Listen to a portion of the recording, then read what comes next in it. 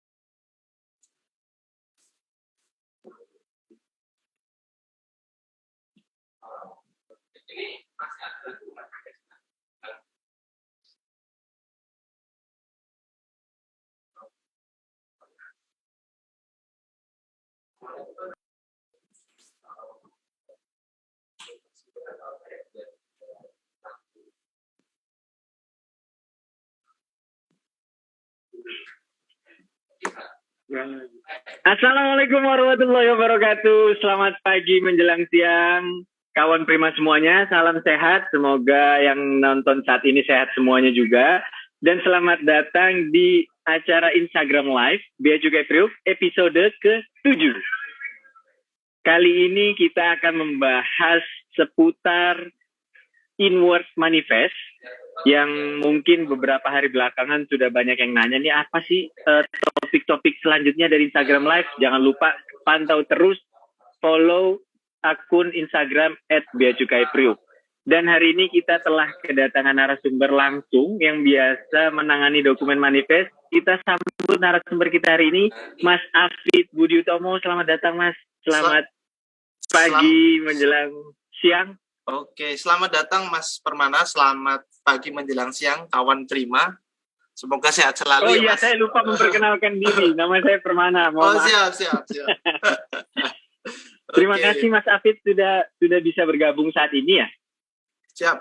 Mungkin kita karena konsepnya kita santai, kita ngobrol-ngobrol, bincang-bincang seputar Inward Manifest. Sebelumnya kita kenalan dulu dong nih. Siapa sih narasumber kita saat ini? Mungkin bisa dijelaskan Mas, monggo. Namanya siapa, kemudian dari bidang mana, dan sudah berapa lama tugas di Bea Cukai Priuk? Monggo Mas, silakan. Siap. Izin memperkenalkan diri, teman-teman kawan Prima. Saya Afid Budi Utomo. Saya bekerja di KPU Bea Cukai Tanjung Priuk. Saat ini di seksi administrasi manifest bidang PPC 1. Udah berapa lama ya di seksi manifest? Itu sekitar 3 tahun. 3 tahun saya. 3 tahun di manifest 1 ya? Betul, di manifest 1. Untuk pekerjaan sehari-hari di manifest bidang PPC 1 yaitu menangani terkait pelayanan perubahan data atau kita sering kenal sebagai redress inward manifest. Kemudian ada rekonsiliasi manifest inward secara manual. Kemudian ada juga layanan cek manifest dan monitoring penyampaian inward manifest oleh baik NVOCC maupun operator sarana pengangkut. NVOCC dan operator. Nanti Betul. Kita bahas lebih lanjut operator itu apa, NVOCC itu apa ya Mas. Tapi sabar kawan Prima, kita pelan-pelan dulu karena banyak juga penonton saat ini tuh mungkin yang belum paham manifest itu apa sih Mas. Ini yang kita bahas nih sebenarnya wujudnya seperti apa, terus bedanya dengan manifest yang biasa kita dengar di pesawat itu apa? Monggo Mas, mungkin bisa dijelaskan. Singkat aja. Oke. Kalau dari Kamus Bahasa Indonesia, manifest itu daftar barang yang termuat di kapal ya, hanya sebatas kapal aja kalau manifest. Sementara Daftar kalau barang berarti ya? ya betul, daftar barang ya, yang isinya itu memuat terkait informasi data barang tersebut, hanya memuat di kapal saja. Tetapi kalau di PMK 158, aturan kita itu ada di PMK 158 Mas, sama Undang-Undang Nomor 17 tahun 2006 ya kan. Nah, itu manifest adalah daftar barang niaga yang diangkut di sarana pengangkut, baik sarana pengangkut laut, sarana pengangkut udara, dan sarana pengangkut darat. Itu mungkin perbedaannya ya dengan yang tadi di KBBI. Jadi mengatur nggak cuma di kapal saja, tetapi seluruh sarana pengangkut. Jadi daftar barang saja. Terus perbedaan dengan manifest, kita sering dengar ya di udara ada manifest. Iya, di pesawat ada manifestnya juga nih. Nah, itu bedanya apa coba Mas? Jadi kalau dilihat dari definisi adalah daftar, maka ya kalau di manifest udara itu daftar penumpang ya.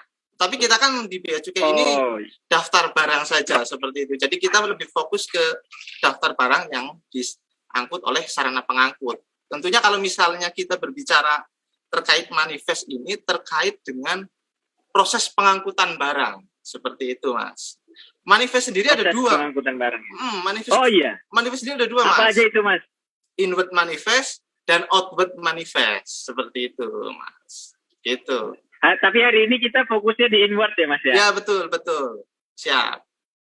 Mungkin bisa dijelaskan singkat aja, Mas. Tadi kan kalau dari PPC 1 menangani manifestnya inward, redress, kemudian rekonsiliasi, cek manifest gitu ya, Mas. Kalau dari manifest di PPC 2 sampai 4 ini menangani apa, Mas? Mungkin supaya memberikan gambaran ke kawan prima di luar sana. Baik. Bedanya di mana? Oke, siap. Jadi kalau untuk manifest PPC 2 itu menangani terkait proses perpindahan timbun, izin timbun. Sorry, bukan izin timbun ya, TPS, perpindahan TPS dari muatan yang dari TPS 1 ke TPS yang lainnya, atau kita sering disebut dengan PLP. Ya? Betul. Kemudian manifest PPC 3 itu berhubungan dengan kegiatan outward manifest. Outward manifest. Berarti keluar ya? Keluar, keberangkatan. Keluar. Jadi inward ini kedatangan sarana pengangkut, inward manifest itu kedatangan sarana pengangkut, sementara outward manifest ini keberangkatan sarana pengangkut. Jadi manifest 3 dan manifest 1 ini kebalikan. Seperti itu. Kebalikan. Kemudian di manifest PPC 4 itu menangani terkait perubahan data consignee dan reekspor, kegiatan reekspor. Seperti itu, Mas. Berarti mungkin tadi agak terlewat sedikit. Kalau inward itu kapalnya masuk ke wilayah Indonesia, kalau outward itu keluar wilayah Indonesia. Betul ya, Mas ya? Bukan wilayah Indonesia, tapi kawasan pabean, Mas. Kawasan pabean. Jadi keberangkatan, kedatangan sarana pengangkut ke kawasan pabean, kalau outwardnya keberangkatan sarana pengangkut dari kawasan pabean. Seperti itu. Dari kawasan pabean. Terima kasih Mas Hafid nih, kayaknya sudah sedikit memberikan gambaran. Mudah-mudahan kawan prima yang masih belum paham sama sekali manifest itu apa, bisa disimak terus kegiatan hari ini, karena kita akan kupas mudah-mudahan sampai tuntas permasalahan terkait dengan inward manifest. Amin. Nah, tadi kita kan bicara inward manifest itu kaitannya dengan daftar barang niaga yang diangkut, sarana pengangkut ke dalam kawasan pabean. Berarti ada hubungannya dengan kegiatan impor. Yang mana kita tahu kalau kegiatan impor itu pasti ada dokumen pemberitahuan impor barang atau PIB. Nah, sekarang hubungan inward manifest dengan PIB ini itu apa gitu, Mas? Fungsi manifest di dalam PIB-nya itu sendiri.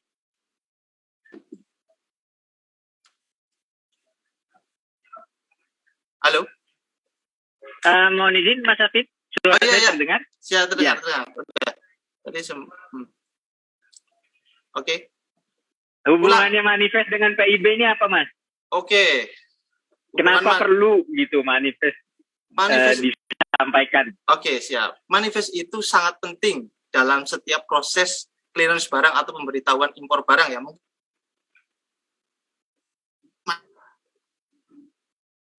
Yang penting kan PIB-nya gitu kan. Tetapi perlu diketahui bersama bahwa PIB ini salah satu persyaratan penting bahkan mutlak ya yang harus ada di dalam PIB. Jadi tanpa adanya post inward manifest nanti PIB tidak bisa dilakukan clearance barang. Jadi sebagai salah satu persyaratan mutlak dari PIB itu sendiri.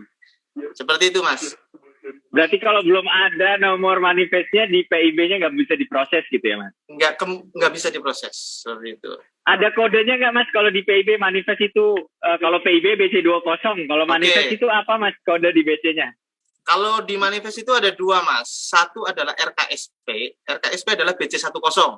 Nah, ini BC10 mungkin ya. Kawan Prima yang pengangkut ini udah tahu semua nih, BC10 itu pasti RKSP. Kemudian itu BC11 kodenya seperti itu. Tetapi memang di dalam PIB itu yang dimunculkan hanya nomor BC11 saja seperti itu. Hanya BC11-nya saja. Ya, tadi sudah dibilang kalau kawan-kawan pengangkut pasti paham RKSP. Nah, sekarang kalau saya bukan kawan pengangkut nih, RKSP itu apa, Mas? Mungkin bisa dijelaskan sedikit. Dan posisinya ada di mana dari manifest itu? RKSP sebelumkah atau setelah gitu? Oke, siap. RKSP itu rencana kedatangan sarana pengangkut, Mas. Jadi namanya rencana ya. Jadi pengangkut yang sarana pengangkutnya akan datang dari luar daerah pabean atau dari dalam daerah pabean namun membawa barang impor, ekspor atau barang lokal yang rutenya melewati luar daerah pabean itu wajib menyampaikan rencana kedatangan sarana pengangkut sebelum kedatangan sarana pengangkut, sebelum kedatangan di kawasan pabean tersebut. Gitu, Mas. Jadi sebelum inward manifest itu harus RKSP dulu. Berarti alurnya RKSP baru menyampaikan inward manifest, betul ya, Mas? Siap, betul. Kalau jangka waktunya ada nggak, Mas? Kapan paling lambat menyampaikan RKSP, kapan paling lambat menyampaikan inward manifest? Oke, monggo silakan, Mas. Jadi mungkin harus dibedakan dulu nih RKSP sama inward manifest karena aturan yang mengaturnya berbeda ini. Semuanya di pasal 7A Undang-Undang Nomor 17 Tahun 2006. Cuman ayatnya berbeda. Kalau RKSP itu ada di pasal 7A ayat 1. Jadi itu wajib lengkap. Ya, wajib disampaikan sebelum kedatangan sarana pengangkut. Jadi titik yang harus kita pegang adalah kedatangan kalau RKSP, ya kan?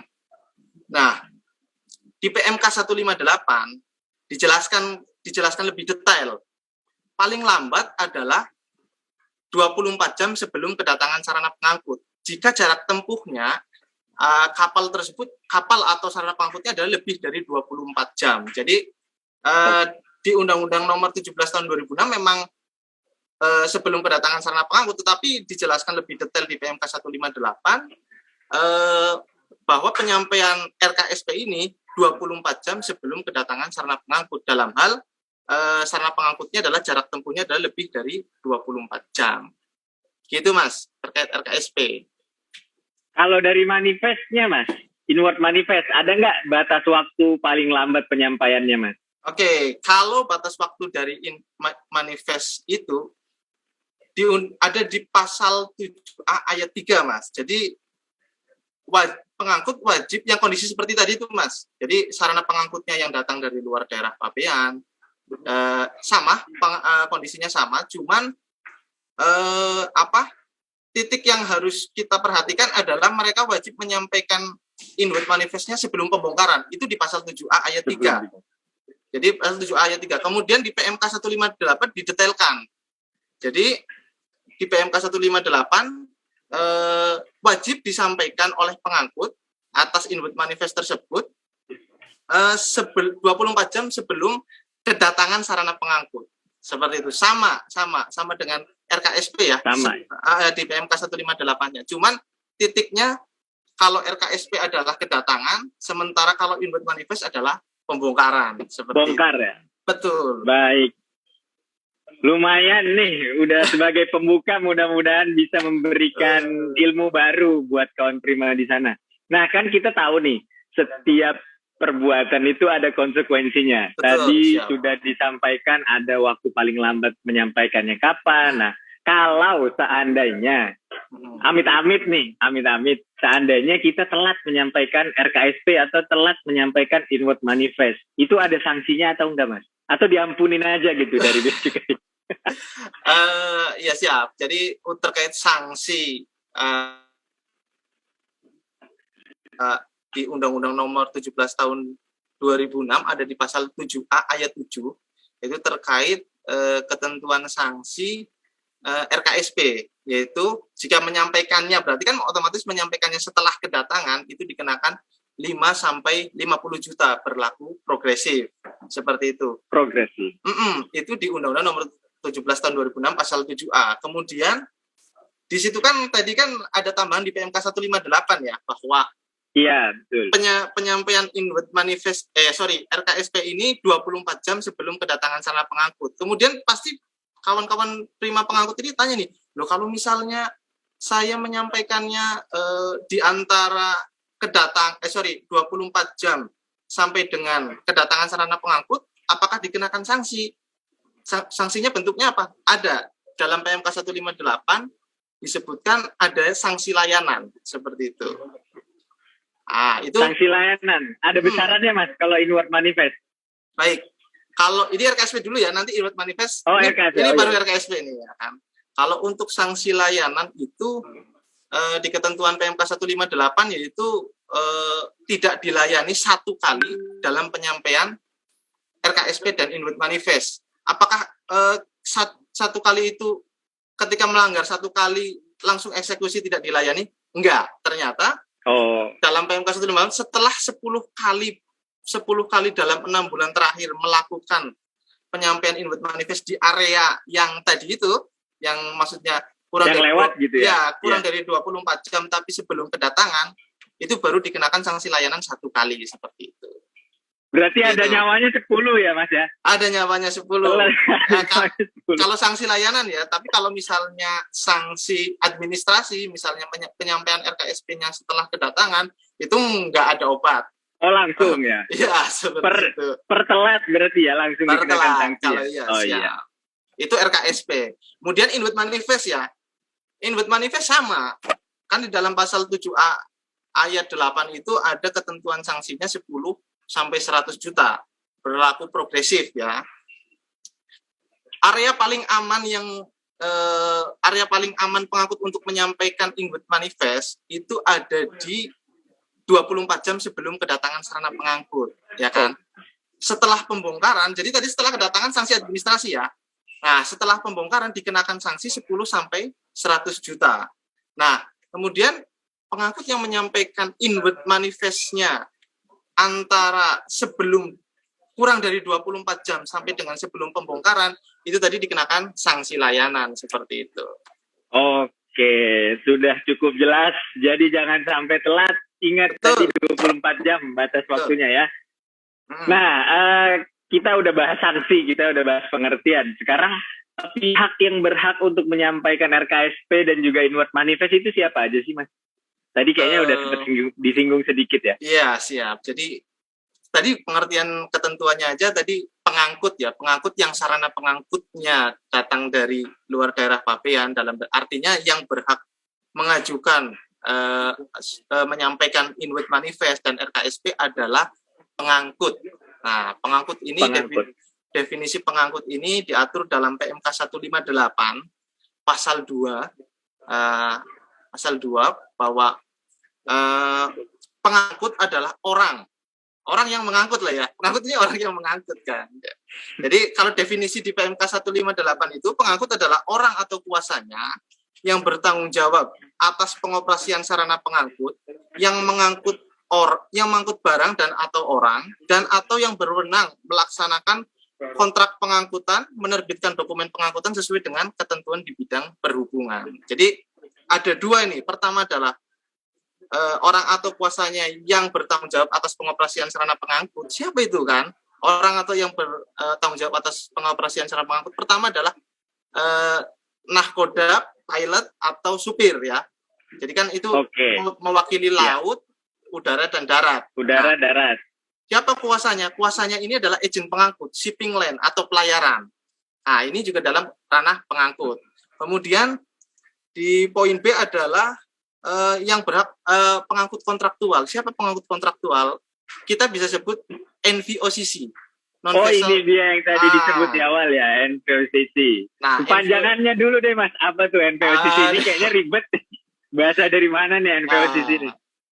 NVOCC itu non-vessel operator common carrier, atau kita sering menyebut istilahnya adalah forwarding. Itu juga disebut ke dalam forwarding. Ya, itu juga di PMK 158 dimasukkan ke dalam ranah pengangkut yang wajib menyampaikan inward manifest seperti itu, Mas. Kemudian ada juga pengangkut kontraktual ini berupa PJT, Perusahaan Jasa Titipan, dan penyelenggara pos yang ditunjuk oleh Perhimpunan Pos Dunia.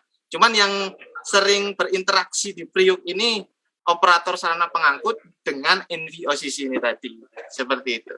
Oke, yang sering di sini ya, yang di Priuk. Betul. Kalau ini saya mau nanya lagi sedikit Mas, kalau penyampaian sendiri itu salah satu saja sudah cukup atau dua-duanya harus menyampaikan manifest dan RKSP-nya Mas? Oke, maksudnya apa nih dua-duanya? Misalnya operatornya sudah menyampaikan inward gitu. Apakah NVOCC-nya juga harus submit lagi atau bagaimana Mas? Jadi begini, dalam RKSP, kalau RKSP dan inward manifest itu operator sarana pengangkut pasti wajib menyampaikan inward manifestnya. Cuman memang penyampaian yang disampaikan oleh operator sarana pengangkut adalah berupa master BL. Master BL adalah BL yang diterbitkan oleh pelayaran. Sementara NVOCC ini biasanya menerbitkan host BL. Nah, host BL ini yang harus disubmit oleh NVOCC kepada kita juga. Nah, tetapi penyampaian NVOCC itu melalui modul manifest NVOCC hanya cukup inward manifestnya saja, tidak perlu RKSP karena RKSP sudah disampaikan oleh operator sarana pengangkut. Cuman operator itu tadi nanti kan cuma master BL-nya saja. Master BL ini biasanya belum real consent ini. Yang real consent itu ada di host BL. Nah, makanya host BL ini wajib disampaikan supaya ada penyesuaian data. Nah, nanti akan dibahas tuh proses rekonsiliasi seperti itu. Oke, nanti kita bahas rekonsiliasinya ya Mas ya. Tapi sebelumnya ada pertanyaan dulu nih. Oke. Dari yang pertama, mohon maaf nih atas nama Portgas D08. Pertanyaannya sebetulnya agak di luar topik kita hari ini, bukan tentang manifest, tapi pertanyaannya kenapa bisa barang bekas dari luar negeri tidak masuk ke Indonesia? Lalu memang betul bisa masuk persyaratan, apa yang harus diutamakan? Nah, untuk pertanyaan ini silakan kawan Prima dapat berkonsultasi langsung kepada petugas kami di live chat. Silakan kunjungi bit.ly/chat BC Priok. Itu live chat 24 jam, ada petugas yang dapat langsung menangani pertanyaan Bapak atau Ibu ini. Atau bisa juga telepon di call center kami di 1500 225. Semoga terjawab, silakan konsultasi langsung. Kemudian ini kita bahas pertanyaan dulu ya Mas, supaya jangan dianggurin nih penonton ini. Aman, siap. Ini dari Bapak atau Ibu Mona.Piolanda.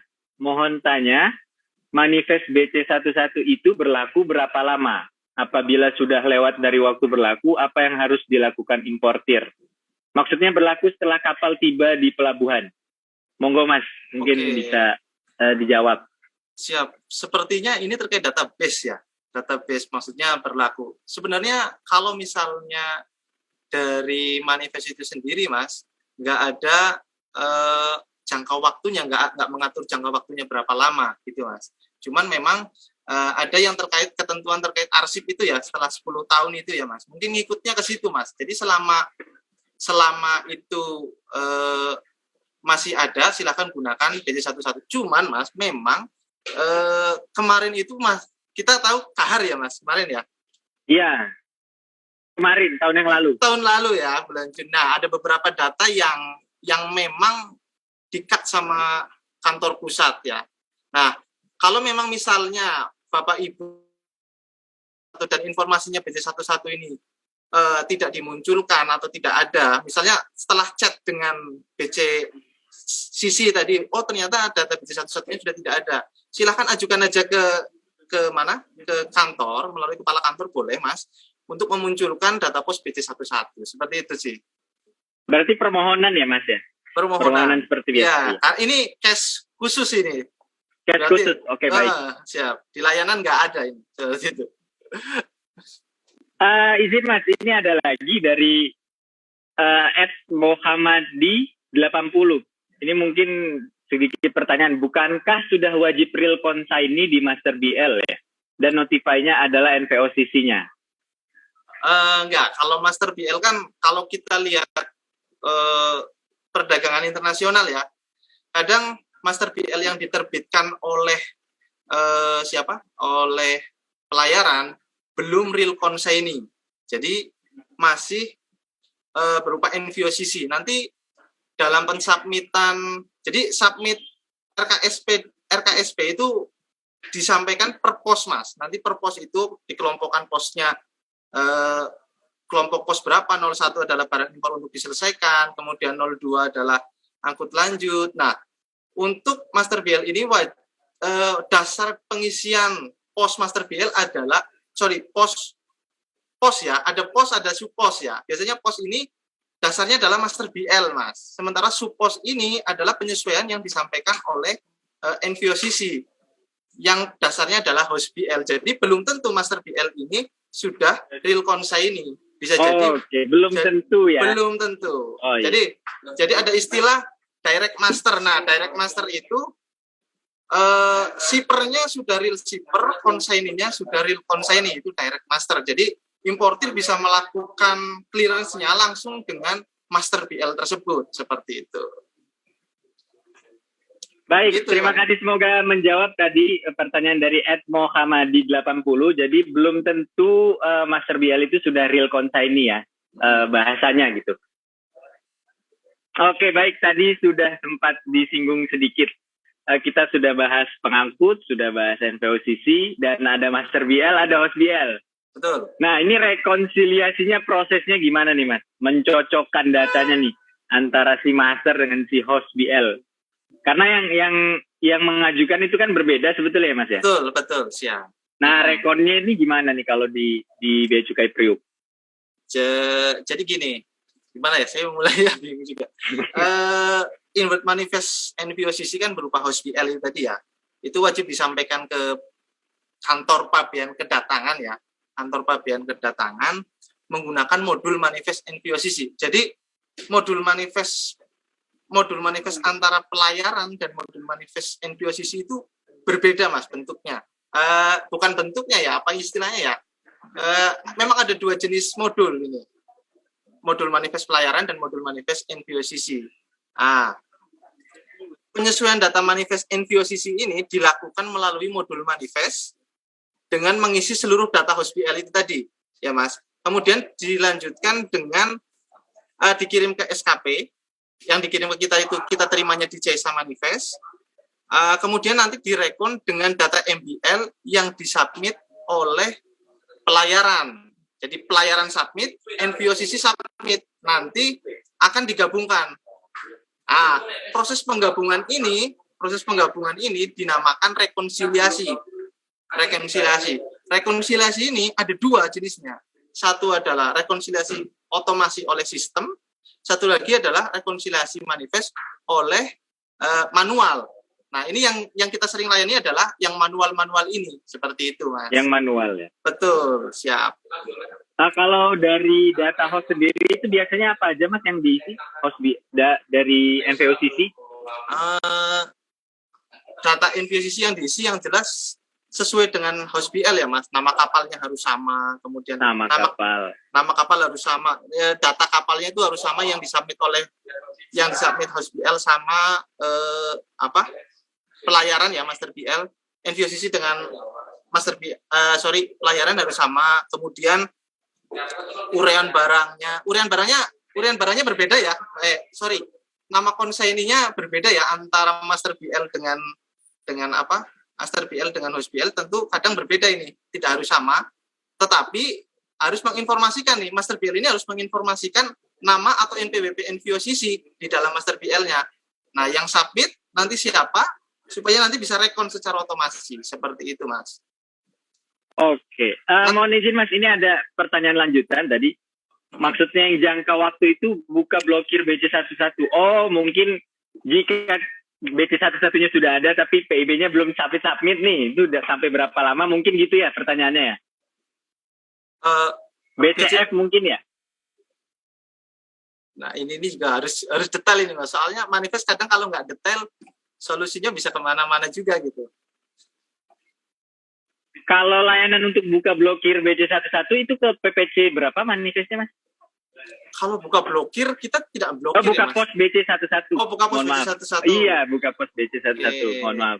Ya, ini nanti ada di layanan cek manifest sebenarnya nih Mas. Dan cek manifest. Oh, berarti nanti ya. Betul. Apa langsung kita bahas aja sekarang, cek manifest? Boleh, siap. Ya, itu berapa lama itu? Dia ketutup lah posnya, ibaratkan. Jadi begini Mas, kalau terkait dengan cek manifest ini atau BC11 sudah dipakai ya jaringnya ya? Iya, betul. Oh, mungkin ini nih, mungkin ibu atau bapak siapa tadi yang bertanya, mungkin ini jalur importir, jalur mita yang menggunakan PIB pre-notifikasi ya kadang begini Mas. PIB pre-notifikasi memang tidak menyampaikan inward manifest saat melakukan submit PIB, Mas. Nah, jadi mereka bisa langsung respon, clearance, tetapi di sistem itu mereka harus menutup BC11 paling lambat adalah 7 hari setelah nopen kalau tidak salah. Setelah nopen setelah nopen, setahu saya ya Mas, setelah nopen. Jadi kalau misalnya dalam 7 hari itu mereka tidak menutup BC11 di portal pengguna jasa, mereka akan dilakukan blokir seperti itu. Itu sih Mas, kalau terkait dengan yang PIB pre-notifikasi.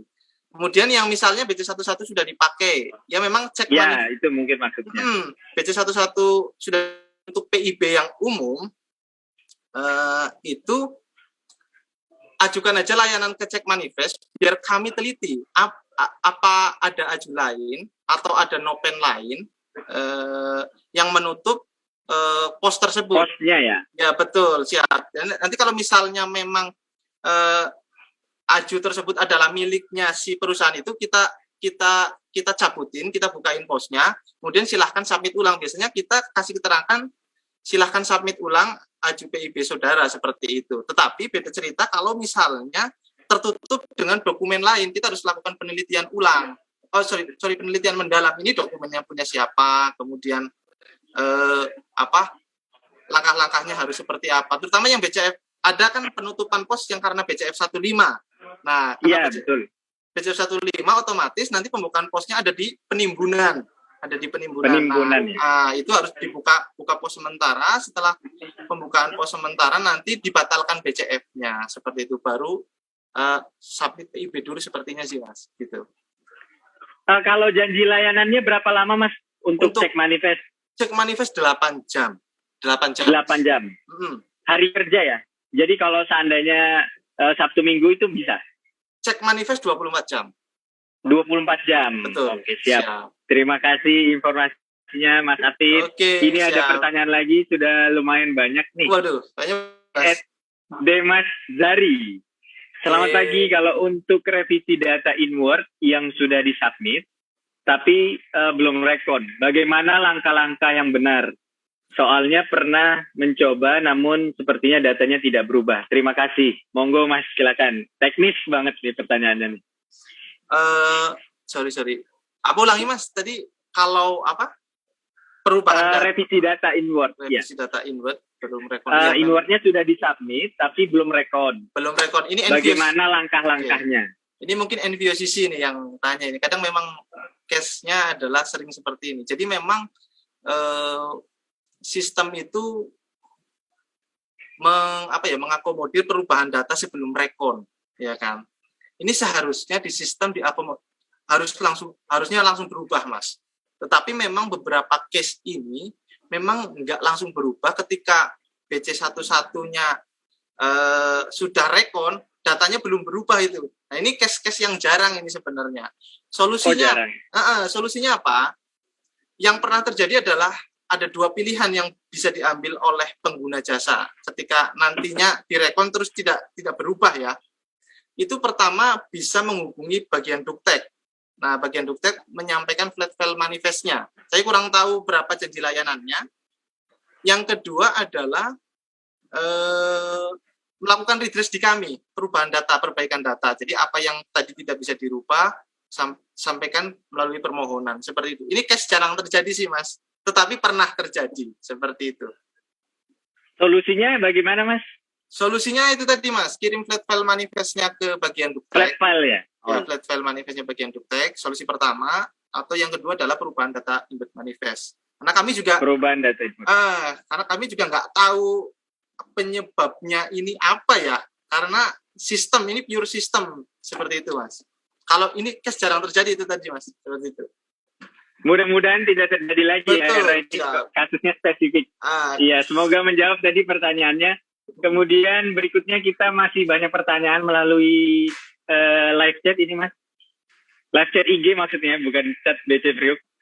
Dari @wahyuningsih, untuk perubahan lokasi timbun, apakah ada ketentuan setelah tiba berapa hari di pelabuhan?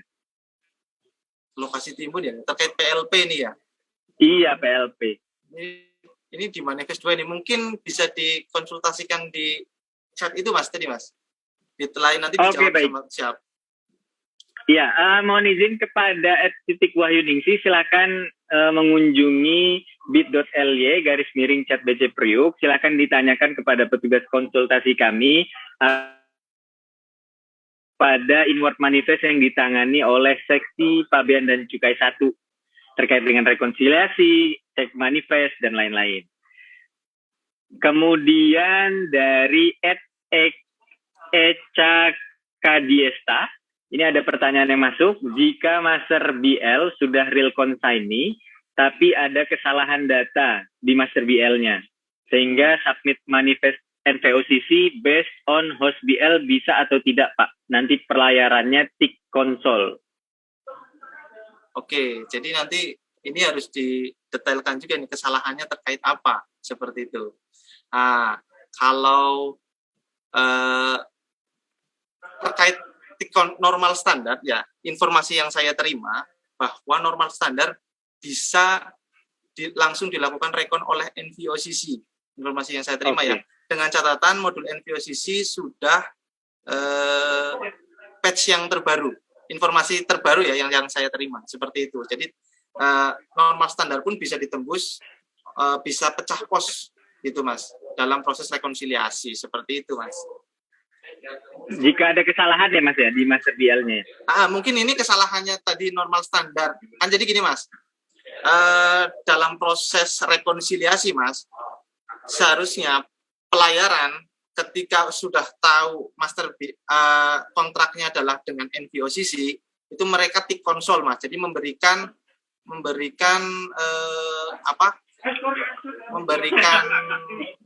maksudnya memberikan kuasa untuk menyampaikan inward manifest NVOCC ya. Jadi jenis posnya yang semula harusnya jenis posnya jadi konsolidasi. Jadi jenis pos itu ada 3, Mas. Normal standar, konsolidasi, dan partial shipment. Apa itu normal standar? Normal standar ini digunakan untuk yang biasanya langsung proses clearance dengan Master BL.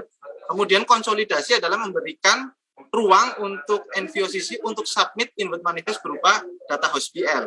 Kemudian partial shipment adalah jenis pos yang mengatur terkait BL tersebut atau pos tersebut ternyata datangnya adalah lebih dari satu kedatangan atau lebih dari satu BC11 seperti itu, Mas. Jadi mungkin ini kesalahan terkait normal standar dengan konsolidasi ya, itu tadi ya.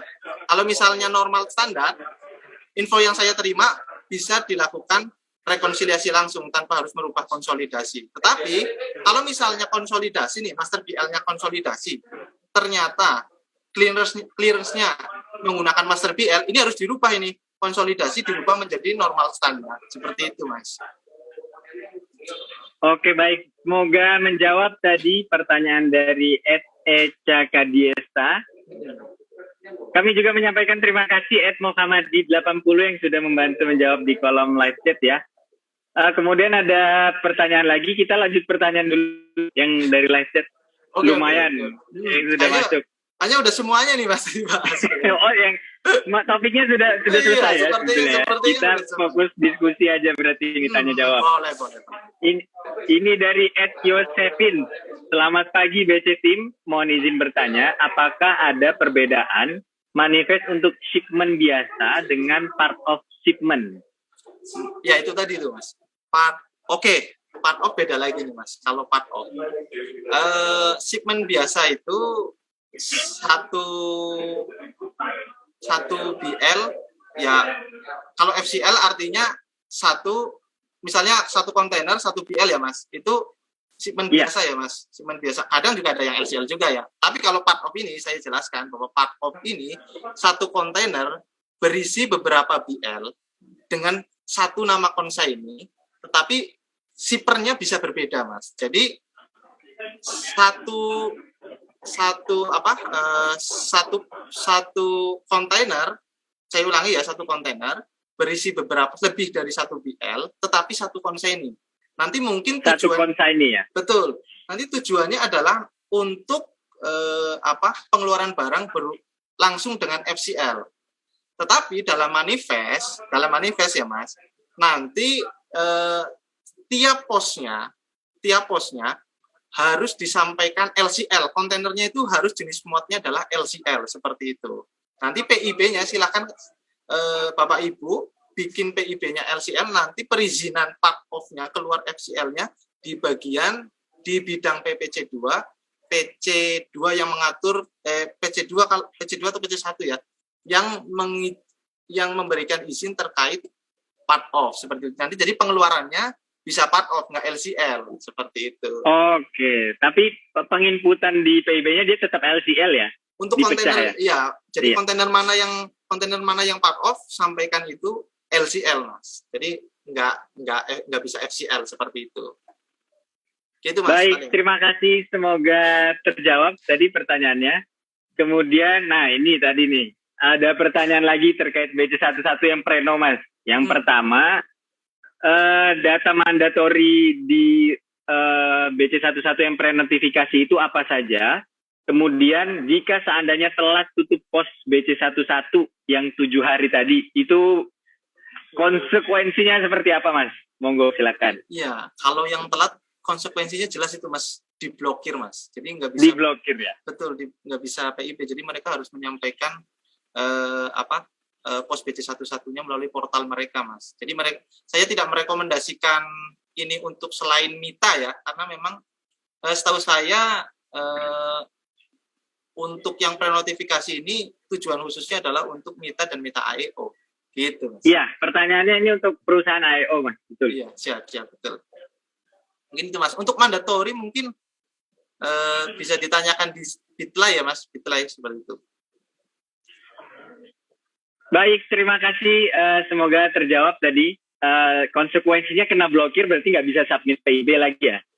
Harus di-input dulu gitu ya. BC11-nya yang preno baru nanti blokirnya otomatis terbuka atau harus pengajuan lagi, Mas? Permohonan? Otomatis terbuka, Mas. Otomatis terbuka kalau sudah disampaikan ya? Siap. Oh iya. Ini masih banyak pertanyaan yang masuk dari Aswar AS88. Oh tadi sudah yang mandatori tadi, mohon izin dapat dikonsultasikan ke bit.ly/chat BC Priok atau dapat menelpon call center kami di 1500225.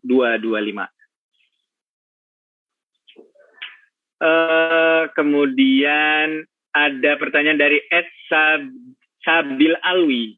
Di modul NVOCC tidak bisa edit manifest yang sudah disubmit, sehingga terrekord di sistem CESA itu data lama. Sedangkan di modul NVOCC sudah direvisi.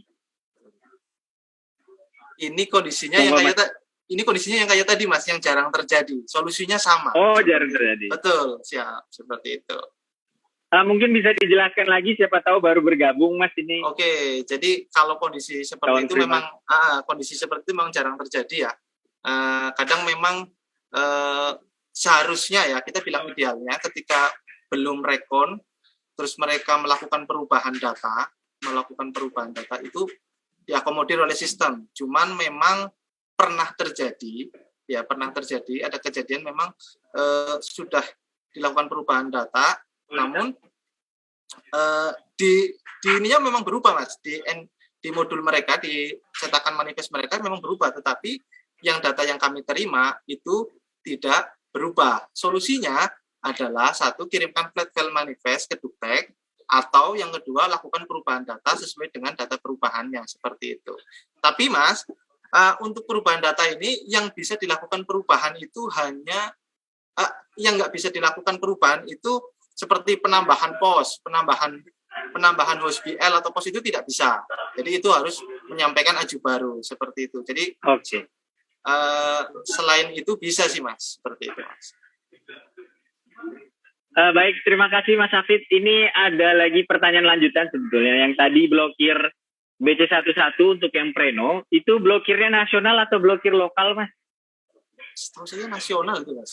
Setahu saya. Blokir nasional ya? Iya, ini Preno ini cenderung ke sisi sih ini, Mas.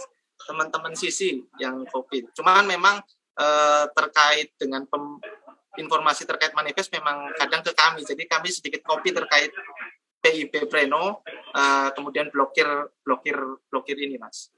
Blokir mita air. Intinya jangan sampai telat gitu. Betul ya. Sekali.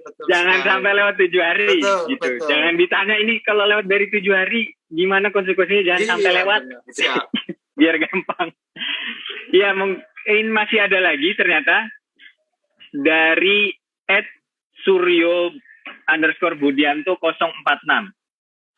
Mau tanya, apakah manifest short shipment itu sama atau berbeda untuk kapal pertama dan kapal yang kedua yang datang?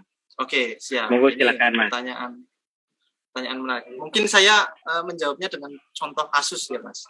Seperti misalnya ini Pak Suryo Budianto ini punya satu shipment dari luar daerah, maksudnya dari katakanlah Australia ya.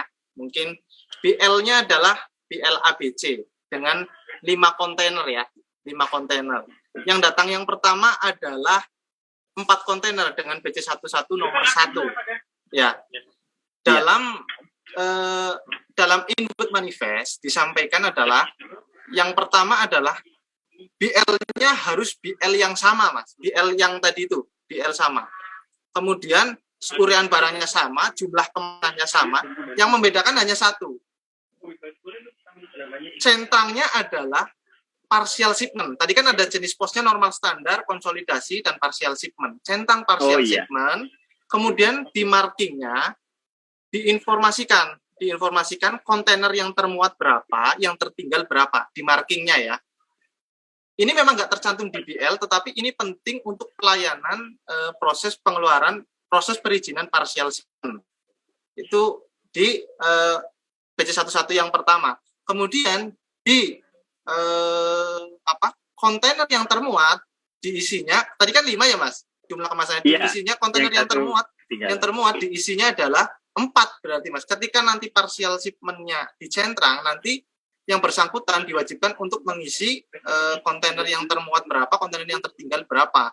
Begitu juga dengan kemasan, nanti jumlah kemasan yang termuat berapa juga harus diisi, yang tertinggal berapa. Seperti itu sih Mas. Kemudian di shipment yang kedua sama Mas, cuman yang dibedakan nanti di markingnya adalah diinformasikan dalam BC11 ini yang termuat berarti 1 kontainer saja itu kan ya Mas? Tinggal 1 ya. Ya, kontainer apa, sementara 4 kontainer telah dimuat di kapal sebelumnya. Nah, tetap Pak centrangnya partial shipment, kemudian untuk kontainer termuatnya tadi berarti yang pertama adalah 4, maka yang ini adalah kontainer termuatnya adalah 1, diisi 1. Jumlah kemasannya pun sesuaikan dengan 1 kontainer itu, seperti itu Mas. Cuman secara nomor BL harus sama, data kontainer kan harus mengisi data kontainer. Data kontainer juga harus termuat 5-5-nya Mas. Yang membedakan hanya centrang partial shipment sama mengisi markingnya itu tadi, informasi terkait partial shipment, sama mengisi kontainer termuat dan jumlah kemasan termuatnya. Gitu, Mas. Semoga terjawab tadi pertanyaan. Kemudian kita lanjut ke pertanyaan berikutnya. dari @Maulita Tamara. Pak mau tanya, menginput manifest based on host BL dikarenakan ada data yang berbeda, tetapi pihak shipping line tidak bisa tick console atau tidak mau tick console. Itu akan mendapatkan inward manifest atau tidak ya Pak? Based on nanti cek. Oke, ya itu tadi Mas. Sebenarnya kalau misalnya ini mungkin tidak mau tick console ya. Tadi saya informasikan bahwa informasi yang terbaru yang saya terima normal standar pun bisa langsung disubmit saja oleh NPOCC. Nanti proses rekonnya bisa diakomodir oleh sistem. Jadi tidak perlu menunggu tick console dari shipping line seperti itu Mas. Mungkin kalau memang Mbak Maulita Tamara ini merupakan NVOCC, submit saja NVOCC-nya. Mending submit dulu daripada telat seperti itu. Iya betul. Tapi harus patch yang terbaru tadi ya Mas ya? Patch terbaru, informasi terbaru. Patch terbaru. Baik, terima kasih. Semoga terjawab tadi pertanyaan dari @Maulita Tamara. Kita lanjut lagi pertanyaan berikutnya dari @aswar_as88. Saya mau bertanya terkait shipment FCL yang menggunakan master dan juga host BL. Cara memberitahukan inward manifestnya, pakai yang standar atau konsul atau yang mana Pak? Oke, siap. Jadi begini, terkait dengan penyampaian, kalau master BL jelas ya. Kalau terkait dengan host BL itu tidak membatasi apakah itu muatannya full container ataukah muatannya LCL. Nah, jadi ketika NVOCC punya inward manifest berupa host BL, silahkan sampaikan saja. Jadi pelayaran sebaiknya menggunakan konsol karena kan sudah tahu tuh ada host BL. Jadi nanti pelayaran konsol, nanti teman-teman dari mana? Teman-teman dari NVOCC nanti submit host BL-nya. Jadi memang disampaikan sampai dengan dokumen terakhir atau BL yang terakhir yaitu host BL supaya nanti real shipper, real consignee. Karena kadang kan master BL kan kadang consignee-nya belum real, kemudian shippernya juga belum real seperti itu. Nah, jadi sebaiknya kalau misalnya NVOCC punya data host BL, submit saja sebelum pembongkaran seperti itu. Daripada setelah pembongkaran, ketahuannya setelah pembongkaran nanti telat dikenain sanksi seperti itu, Mas. Iya, sanksinya lumayan lagi ya. Lumayan. Ya, semoga terjawab tadi pertanyaan dari @aswar_as88. Kemudian dari @papinya Felicia. Untuk yang dicantumkan di PIB, itu apakah nomor host BL-nya atau nomor master BL-nya, Mas, yang wajib dicantumkan? Monggo silakan. Siap, di kolom PIB sepertinya ada memuat dua informasi itu ya Mas. Kalau memang udah mengetahui terkait MBL dan host BL-nya, sampaikan semuanya saja. Dua-duanya di input ya. Siap. Baik, terima kasih. Ini kita cepat saja nih. Akhirnya sudah dikit lagi selesai pertanyaannya. Ini sepertinya hanya masukan. Terima kasih dari @demuklis pakai Z. Ya, revisi modul biasanya harus redes kenyataannya. Dan tadi sepertinya juga ada saran untuk laksanakan Google Meet atau Zoom meeting sosialisasi. Terima kasih, kami tampung sarannya, nanti coba kita agendakan untuk sosialisasi terkait inward manifest. Dan juga berharap BC untuk import bisa dibuat lebih simpel aturannya. Ya, kita tampung dulu Ibu. Nanti semoga pimpinan yang di atas yang menyelesaikan. Oh, ini ada lagi nih Pak. Dari Suryo Budianto nanya lagi. Berarti jika seperti itu hanya tercantum di manifest ya Pak. Untuk BL, untuk di BL tetap jumlah kontainer dan jumlah kemasan sama saja. Ini tadi yang ini ya, partial shipment bukan sih? Iya, betul. Iya, kalau terkait jumlah kemasan. Yang short shipment tadi. Iya, jadi untuk yang jumlah kemasan harus sesuai dengan BL ya. Bukan, nanti pokoknya yang membedakan nanti teman-teman, ini pelayaran, ini saya nggak tahu nih pengangkut pelayaran atau NVOCC nih. Nah, kalau untuk pelayaran itu nanti yang membedakan hanya centang partial shipment, mengisinya adalah kemasan termuat. Kemasan termuatnya berapa, kemasan tertinggalnya berapa. Sementara terkait jumlah kemasan, kemudian brutonya harus sesuai dengan BL yang tercantum di dalam BL tersebut. Seperti itu. Baik, semoga terjawab tadi pertanyaan dari Ed Suryo Budianto. Kemudian terakhir ini sepertinya dari Muklis. Mohon izin bertanya Pak, jika seandainya kena sanksi karena telat menyampaikan, apakah ada atau bisa mengajukan surat keringanan kepada Bea Cukai? Monggo Mas, silakan. Ini semoga enggak ya. Ini ya, semoga tidak. Oke, terkait dengan apabila dikenakan sanksi administrasi di bidang manifest, teman-teman kawan yang berlatih seperti itu sih Mas. Berarti kalau keringanan langsung itu tidak ada ya Mas ya? Tidak ada. Misalnya minta diskon gitu. Wah, itu nggak ada. Ya sekali lagi Mas, itu tadi saya sampaikan yang pertama nggak ada obat. Iya, nggak ada obat. Makanya jangan sampai telat Bapak Ibu, jangan sampai telat. Ya. Kemudian terakhir ini sepertinya dari Ed Sabil Alwi, apakah ada sanksi jika pelayaran, mungkin maksudnya operator ini ya, tidak dikontol karena banyak pelayaran yang tidak mengenerate master BL sehingga menyulitkan NVOCC untuk submit langsung ke Bea Cukai. Siap. Untuk sekarang ini aturannya tidak ada sanksi Mas. Jadi makanya itu tadi normal standar info yang saya terima terbaru bisa dilakukan pemecahan pos seperti itu. Oh iya, karena sekarang sudah bisa ya langsung dari NVOCC-nya ya, sepanjang sudah patch yang terbaru. Seperti itu Mas. Mungkin terakhir Mas, ada sebelum Instagram Live ini kita tutup, ada pesan-pesan mungkin atau closing statement lah untuk pihak operator ataupun NVOCC dan juga kawan Prima yang nonton saat ini yang ramai juga pertanyaannya. Monggo silakan Mas. Iya siap.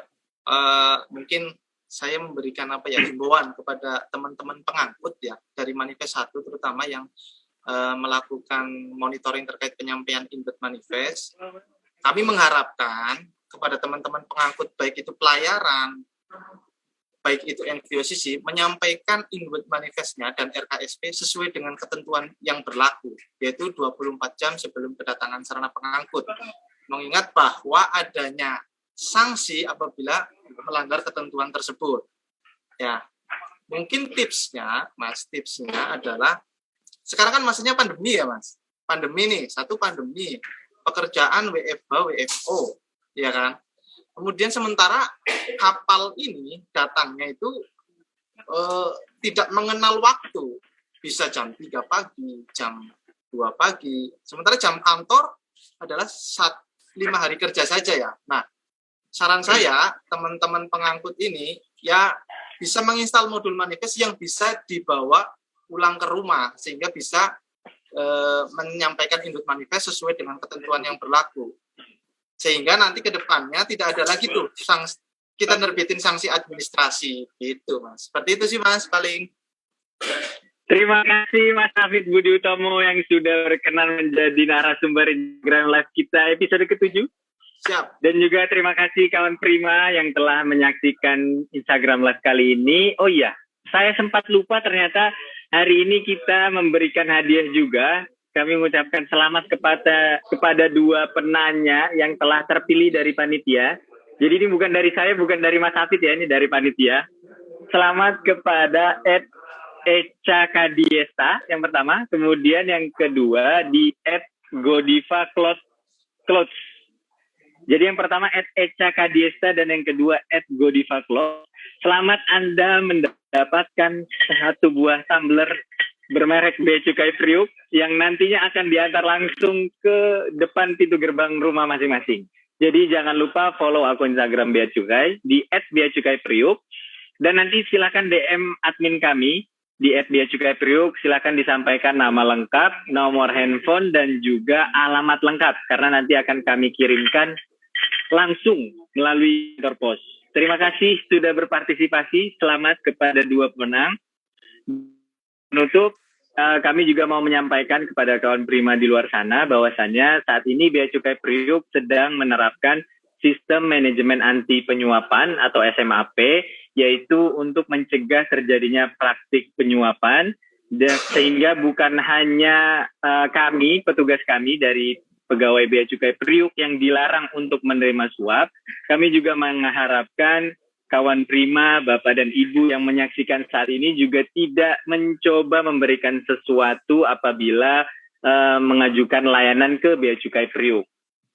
Apabila ada yang meminta dari pegawai, silakan dilaporkan kepada kami di layanan pengaduan bidang kepatuhan internal. Selain itu juga kami mohon bantuannya, kami mohon dukungannya agar mendapatkan predikat WBBM atau Wilayah Birokrasi Bersih dan Melayani di akhir tahun ini. Dan juga kami tidak segan-segan, tidak henti-hentinya mengingatkan jangan lupa waspada penipuan yang mengatasnamakan Bea Cukai. Karena seluruh pengumuman resmi mengenai lelang, kemudian mengenai infografis, itu hanya melalui Instagram @beacukai_priuk, Twitter @beacukai_priuk, dan juga Facebook KPU Bea dan Cukai Tipe A Tanjung Priuk. Terima kasih sudah berpartisipasi pada Instagram Live kali ini. Terima kasih juga Mas Afid. Saya Permana dan juga Mas Afid mau undur diri. Assalamualaikum warahmatullahi wabarakatuh. Selamat siang. Sampai jumpa di episode 8. Dikasih info, Mas Le. Halo kawan Prima, mau ngasih info penipuan mengatasnamakan Bea Cukai. Kali ini modus penipuan lelang barang ekspor. Oh, dua. Mas Le. Harus selalu waspada ya dengan tawaran-tawaran menggiurkan. Modus pelaku biasanya menawarkan melalui beberapa saluran, di antaranya media sosial, WhatsApp group, atau SMS berantai dengan embel-embel barang sitaan atau barang lelang Bea Cukai agar calon korban semakin tergiur. Seperti modus kali ini, pelaku menyertai tawaran lelangnya dengan surat izin lelang palsu, foto barang, bahkan kartu identitas dan KTP atas nama pejabat. Tentunya ini semua palsu dan melanggar hukum ya. Biasanya, calon korban kemudian akan diminta untuk transfer uang ke rekening pribadi yang kadang disamarkan menjadi rekening bendahara lelang. Jika ada kejadian serupa, kami himbau untuk selalu waspada dan ikuti info lelang resmi pada halaman berikut ini. Dikasih info, Mas Le.